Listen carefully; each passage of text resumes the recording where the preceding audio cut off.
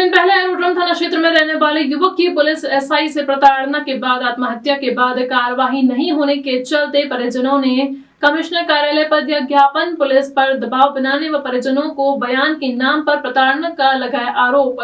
SI पर जल्द कार्रवाई नहीं करने पर कोर्ट की शरण में जाने की दी चेतावनी। इंदौर के एरोड्रम थाना क्षेत्र में रहने वाले आकाश बढ़िया नामक युवक ने अपने ही घर में फांसी लगाकर आत्महत्या कर ली। मृतक आकाश का उसके मोहल्ले में ही रहने वाली युवती से प्रेम प्रसंग था। दोनों ने एक साथ घर से भागकर शादी करने का कदम भी उठाया था, लेकिन युवती के परिचित सब इंस्पेक्टर विकास शर्मा ने दोनों लड़का लड़की को पकड़कर चंदन नगर थाने में ले जाकर लड़के की पिटाई की थी। वहीं पुलिस कर्मी से झूठे केस में फंसाने की धमकी मृतक को दी। पुलिस कर्मी की प्रताड़ना से तंग आकर आकाश ने आत्महत्या कर ली थी। वहीं आकाश ने अपने मोबाइल के अंदर एक सुसाइड नोट छोड़ा था और उसमें लिखा था कि एसआई विकास शर्मा द्वारा उसे लगातार प्रताड़ित किया जा रहा था। इसी के चलते उसने आत्महत्या की है।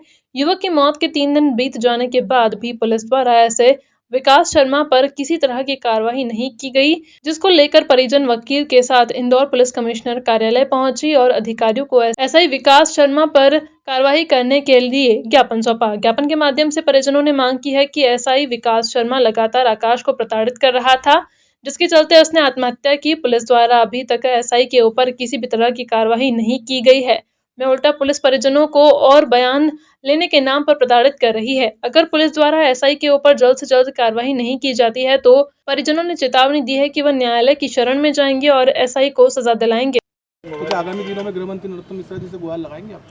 सर, अच्छी पुलिसिंग सभी लोग एक्सपेक्ट कर रहे थे कि पुलिस कमिश्नर लागू हुई, जैसे इंदौर में अच्छी पुलिसिंग हो, पर हमें नहीं लग रहा कि अभी यहाँ कुछ ठीक हो रहा है। उन्होंने जो सुसाइड नोट भी छोड़ा था, लेकिन अभी तक पुलिस जो है कार्रवाई नहीं कर रही है।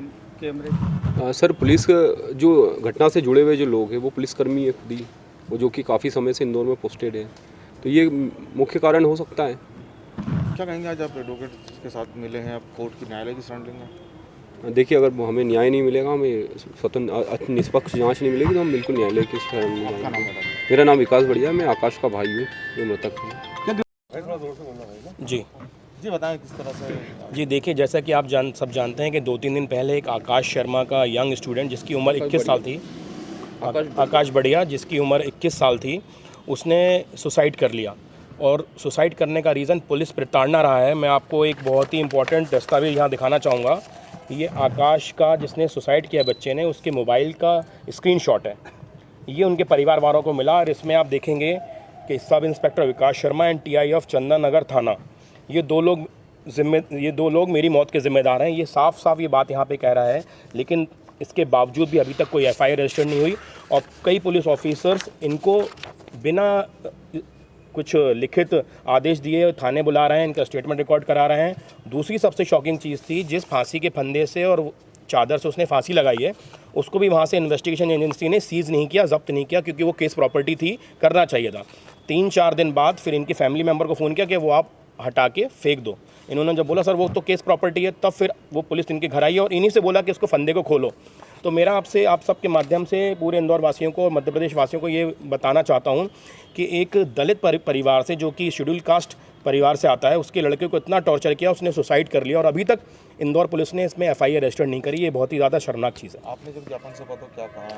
देखिए, सर ने बहुत अच्छे से हमारा ज्ञापन लिया, लेकिन आज अनफॉर्चुनेटली संडे है, तो जो उनका आवक जावक सेक्शन है वो मौजूद नहीं है यहाँ पे।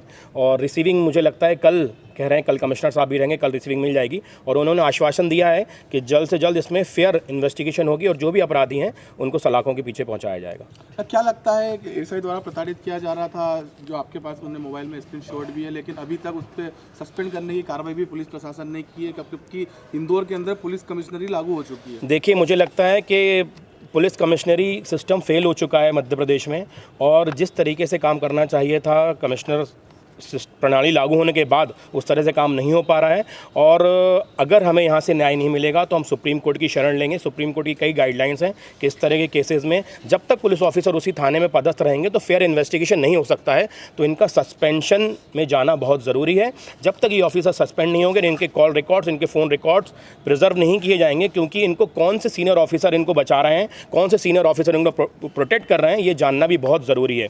जब तक ये ऑफिसर थाने में काम करते रहेंगे तब तक तक निष्पक्ष जांच होना इस केस में मुझे लगता है इम्पॉसिबल है। इसमें टीआई चंदन नगर का नाम भी लिखा गया था, लेकिन जब चंदन नगर टीआई से बात की गई तो उन्होंने कहा था टीआई चंदन नगर लिखा हुआ है, मेरा कोई नाम नहीं लिखा हुआ है। जी देखिए, अब जिस टाइम का इंसिडेंट है उस टाइम जो टीआई साहब थे उनका नाम होगा, और अब तो थाने में सीसीटीवी फुटेज भी मौजूद है। सब सीसीटीवी फुटेज पुलिस को प्रिजर्व करना चाहिए, और जो लोग भी हैं वहाँ पे, चाहे वो XYZ कोई भी पुलिस ऑफिसर हो, आपके करीबी हो, हमारे करीबी हो, लेकिन जो भी इस कृत्य में इन्वॉल्व है उनको सलाखों के पीछे जाना ही चाहिए। एक नॉर्मल इंसान जब कोई क्राइम करता है, पुलिस उसके पूरे परिवार को थाने में बैठा लेती है, लेकिन जब पुलिस ऑफिसर्स इन्वॉल्व हैं तब पुलिस का ये ढिलमुल रवैया मुझे लगता है संविधान का माखौल उड़ा रहा है। न्यायालय की शरण लेंगे आप अगर कार्रवाई नहीं करती पुलिस? देखिए, हमारी लॉयर्स की टीम पूरी तरह काम कर रही है और हम इस परिवार के साथ खड़े हैं। मैं आपको बताना चाहता हूँ, ये खुद सरकारी विभाग से हैं, पटवारी हैं, और इनकी मदर पुलिस महकमे में है, और वो महिला सैनिक है, वो खुद थाने में थी। उनके सामने उनके बेटे को मारा गया है, और जबकि उन्होंने बोला कि उसका एक्सीडेंट हुआ था, उसके रॉड डली है यहाँ पे, फिर भी एक पुलिस ऑफिसर ने उनको इतनी ज़ोर से झापड़ मारा कि वो मतलब सेंसलेस हो गए थे कुछ देर के लिए। उसके भी सीसीटीवी फुटेज थाने में मौजूद होंगे, लेकिन अभी तक मुझे लगता है कि इन्वेस्टिगेशन नाम पे इन सबूतों को प्रिजर्व नहीं किया गया है। आपका नाम? एहतशाम हाशमी, एडवोकेट।